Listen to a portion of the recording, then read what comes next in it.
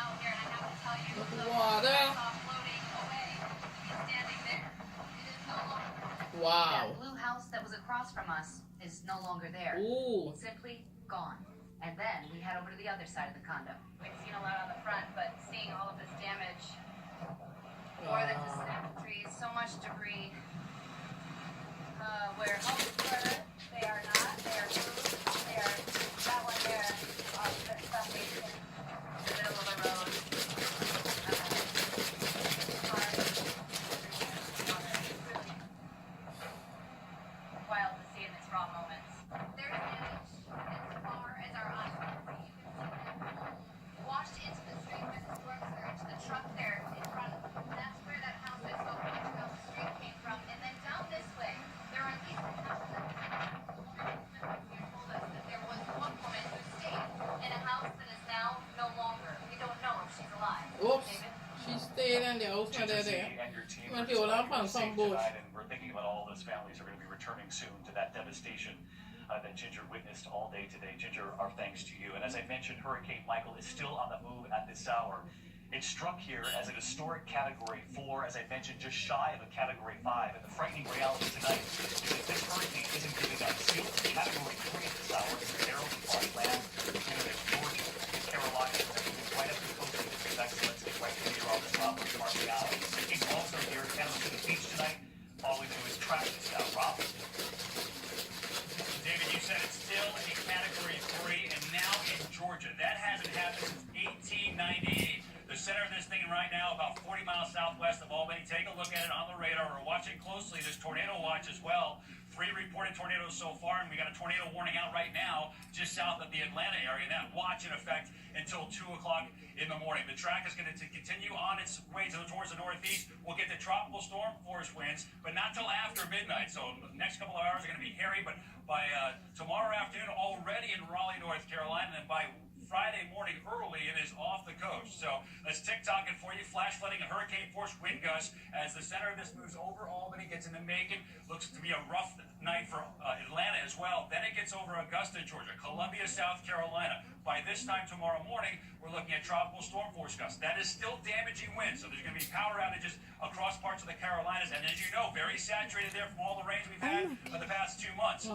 The Hampton Roads area by tomorrow night. Heavy rain and gusty winds being squeezed by that front, which is thankfully going to move it out to sea. But flash flood watches out from the Gulf Coast through D.C., New York City, and Hartford as that front squeezes some of the moisture. But a half a foot of snow of rain, in the storm zone. This is a record setter. It goes in the record books as the third lowest barometric pressure of a hurricane to hit the U.S. behind Camille in '69 and Labor Day storm in 1935, as you mentioned, a strong Category 4 storm. And this worship center, the 2 floors, upper floors of this, the metal corrugation there completely ripped apart. Look at them, Sustaining and it's damage here still at there. Panama City Beach, and this is not the only spot. This, as you know, David, the western, or in this case, weaker side of Hurricane Michael.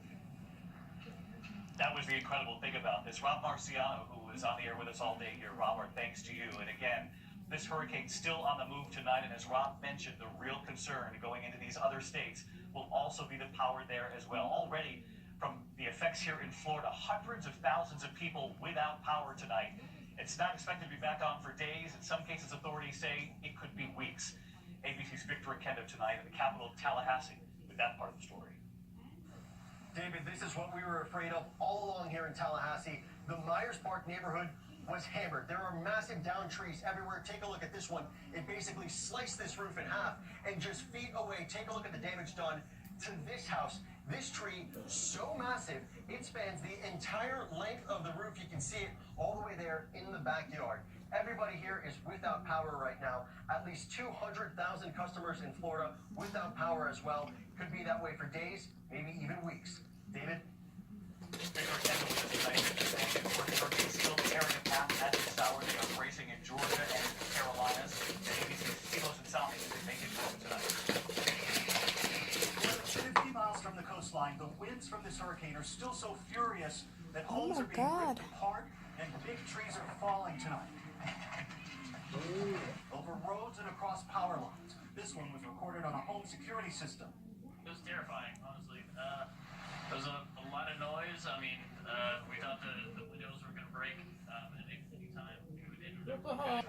They worry they'll see that it is traveling and with the intensity with which it will hit our state. the last major hurricane to track into Georgia was in 1898. Here's just one of the small armies of utility crews ready to move in. Those hardworking crews, and they're already out in force here in Florida tonight. Steve Osunsami with us live tonight from Georgia. And Steve, you were telling us you're beginning to feel the outer bands, the very initial rain. But I should tell everyone watching there in Georgia, don't be fooled. This packs an incredible punch when it finally arrives. Absolutely, and we're expecting here what could be a Cat 1 hurricane, which this far inland, the power trucks behind me are lined up at the staging area and ready to go, and there are thousands of people this far north in shelters tonight. David? Steve Osunsami with us from Georgia tonight. Steve, thanks so much. We do know that President Trump today was monitoring the status of Hurricane Michael from the White House. He was briefed by FEMA Director Brock Long and Homeland Security Chief Kirstjen Nielsen, saying the federal government is ready. Everybody that's going to be hit, we have covered. That's going to be a very dangerous one. Meanwhile, we struggle with the decision today whether to go to a campaign rally in Erie, Pennsylvania tonight, tweeting that he decided to go so as to not disappoint the thousands of people who plan to be there. And we have much more ahead on this special edition of World News Tonight this Wednesday from right here in Florida. More on the hurricane and the other major news tonight. Details coming in about an alleged bomb plot on elections. Authorities say the suspect had built a 200-pound explosive. We'll tell you where. Also, the major headline involving that deadly limo crash tonight that killed 20 people. What we've now learned. And the major shockwaves were following on Wall Street today. The worst loss in 8 months. 401